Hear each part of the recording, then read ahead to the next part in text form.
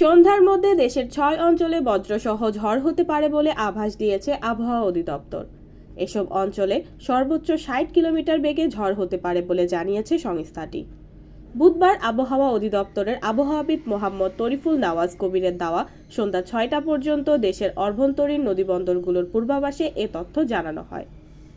আবহাওয়া অফিস জানায়, আজ সন্ধ্যা 6টার মধ্যে খুলনা, বরিশাল, পটুয়াখালী, নোয়াখালী, চট্টগ্রাম ও কক্সবাজার অঞ্চলগুলোর উপর দিয়ে দক্ষিণ থেকে দক্ষিণ পূর্ব দিক থেকে ঘন্টায় 45 থেকে 60 কিলোমিটার বেগে বজ্রবৃষ্টি সহ অস্থায়ীভাবে দমকা বা ঝড়ো হাওয়া বয়ে যেতে পারে। এসব এলাকার নদীবন্দরগুলোকে 1 নম্বর সতর্ক সংকেত দেখাতে বলা হয়েছে।